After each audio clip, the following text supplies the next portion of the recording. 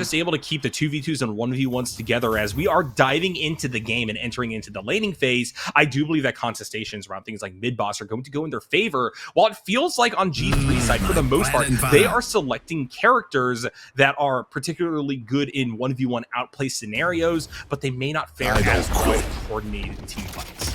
Yeah, no, that could be the case. And well, as we're starting to see this get underway, the laning phase is well underway at this point, by trying to gain up those extra souls. And man, I have to say, already quite a bit of a deficit here for G3. Buff Enjoyers just able to clear that through pretty quickly. They're getting themselves up past 1K already and are looking to gain themselves quite a bit of an advantage. Well, we'll see if they can find an early pick or two, but I think it's going to be a little bit difficult to do. Right now, G3, they're doing decently to play farther back behind their minions and looking to maybe use the towers to their advantage, but it looks like Kelvin might be able to find the first. It's a close one, but it does look like... Oh, no! I thought he was going to be able to escape. Darkstar eliminated out on the first blood. And that's a rough start. We've talked about how G3 was already losing control of the waves, and that is the outcome of that happening, Dugade. Here, what we see is Buff Enjoyers taking an early advantage on tempo and turning that to an advantage on souls.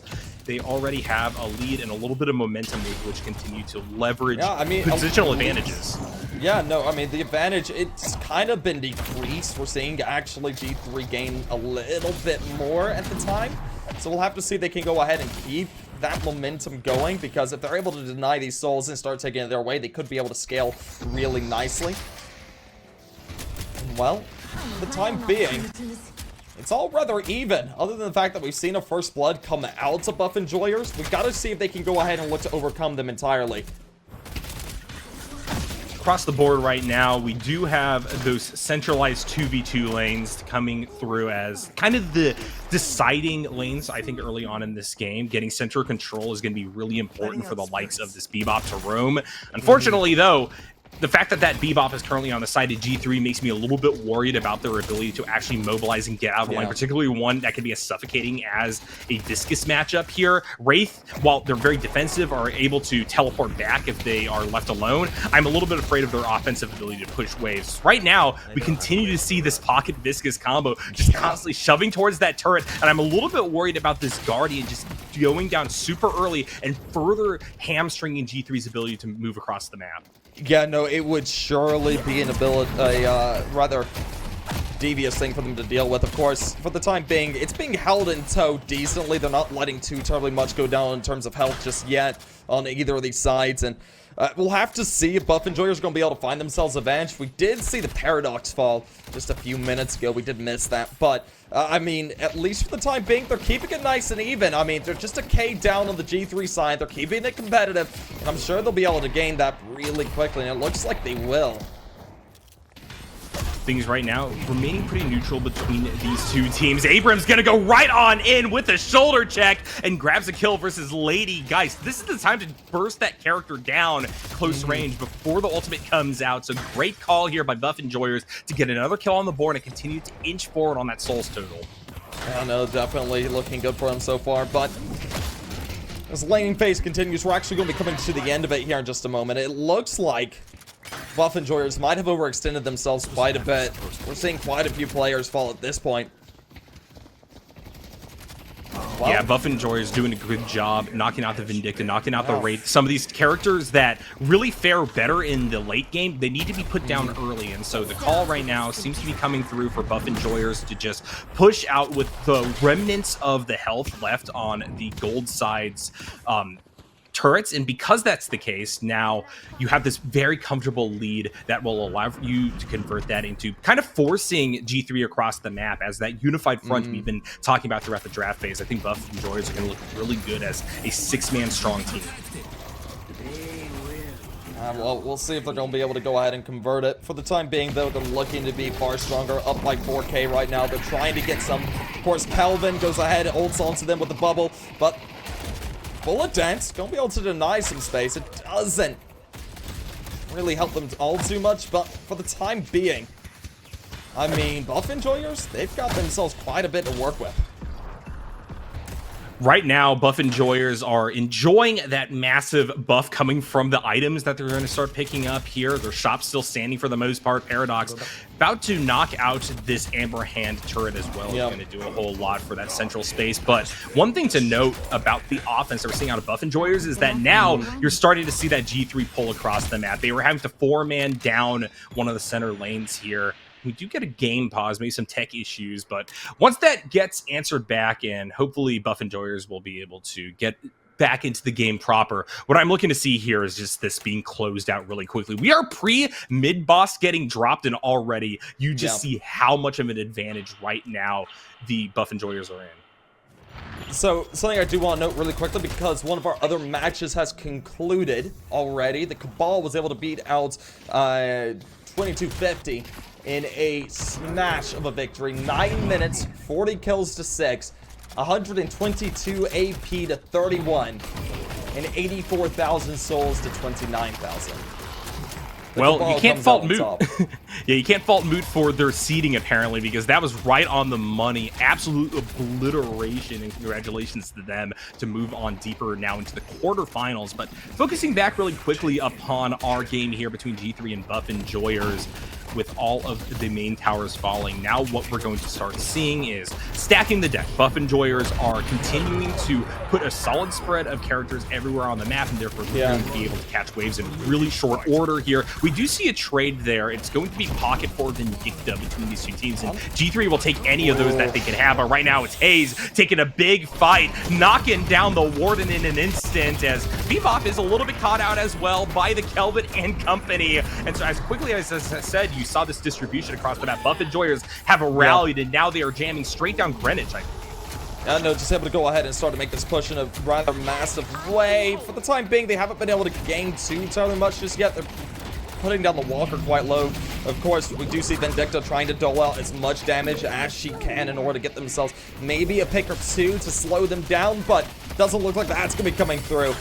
That first Walker falling, and for the time being, buff enjoyers, they've got quite the advantage. Quite a few souls denied, though, keeps them within 10k, but, I mean, right now, the cash at hand might be gaining a bit too much room for G3 to be all too comfortable. You know, I was going to make the common color caster statement about how this opens up a flex slot, but buff enjoyers are accelerating this game to the pace where I don't think any of them are using that flex slot just yet, so not going to be the biggest deal in the world, but the fact that they are 10k souls up means that they are able to pick and choose whatever fight they so desire. And as we do begin to tick that time up towards the 10-minute mark, the less space that you have as a team, the more G3 has to be worried about actually being able to equalize just on a pure farm front, because buff enjoyers are just able to free roam across the map, pick out anybody who's trying to push up, because these towers need to go down eventually, and you just see no chances of it happening as Vindicta continually gets bullied here by buff enjoyers. And so while we do see the fight continue, I don't think any of it is going in favor of G3. They're getting picked apart, as now it is going to be the Lash taken down, unable to perform their engagerly duties. Everything in favor of buff enjoyers means that they are now going down onto another Walker here, this time on the far side. Yeah, no, I mean, right now G3 are doing their best to keep their head above water, but the lead just keeps expanding in terms of souls. And honestly, there hasn't been much that they've been able to do. I think all the Guardians are still up here for buff enjoyers. Right now, buff enjoyers have just been able to push purely through to get themselves all the way into Walkers and eliminate those as well. And I mean, G3, how do you come back from this? You need a couple of soul urns to possibly look for to even things up, but I don't even know if that's going to help at this stage. And this is kind of what I'm worried about in regards to their 6-man team composition, as once again it's going to be Lash picked off here. Dude, the problem is that I needed to see G3 pick up kills early and get advantages because their individual characters are very strong. But now, as we're at a point in the game where buff enjoyers are just running them roughshod across the map, there's no ability to take 1v1s anymore. Buff enjoyers are too coordinated, and because of that, it's going to be a Warden falling again. And I think G3 at this point just have to sit back and say, well, we had a decent start and decent debut here in Deadlock Core, but we're going to have to come back another tournament. Yeah, no, this is looking to be getting a little bit out of control. But I will say, surprisingly, Buff Enjoyers haven't pushed all the way through to the wall just yet. A lot of those base guardians are still up. In fact, all of them are. So, I mean, there's still a little bit of space to work with. If they can maybe try and find one of these players out on their own, find a pick there, and then push upon it to get themselves up towards a guardian and a walker to at least clear one of those lanes to free up some slots, that could be something. But otherwise, I don't think there's all too much that's possible. We do see, of course, the Warden attempting to try and maybe find Viscous, but I don't think he's going to be able to. Yeah, just backs off, not wanting to overdo it. Yeah, and you see Buff and George once again playing Get Down Mr. President, right? The Viscous being guided by the Kelvin and Paradox means that they're just never really in all that much trouble. Paradox now gonna pop that ultimate here, going to once again force out this Vindicta. And I was wondering if we were going to see this interaction come to be, and the answer is yes, multiple times throughout the course of this game, Dugade, where unfortunately that Vindicta a little bit too far forward is constantly just going to get switcherooed with the Paradox, and in turn Buff and Joyers are going to feast upon the corpse.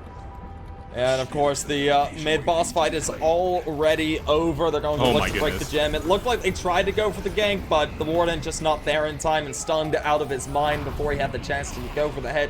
Darkstar will fall, and that leaves it all down to the final 5, and they are very quickly being eliminated. This is where we're going to see the push most likely try and come through. We see Lady Geist eliminated as well. That's Lupo eliminated, and now they're going to make the push, and it looks like they're going to be heading up the lane very quickly to try and eliminate a Walker, and then maybe look at the base Guardians as well.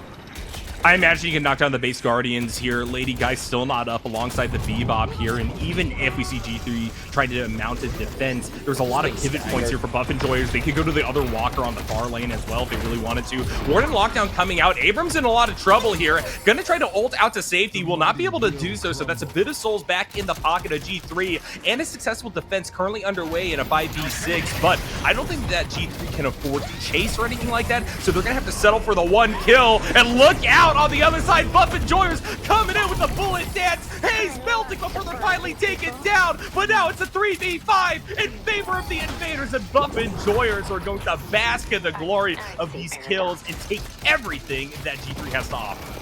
Yeah, no, I mean, right now we're just seeing G3 staggered after staggered. No one's allowed up. They can't get a full team fight at this point.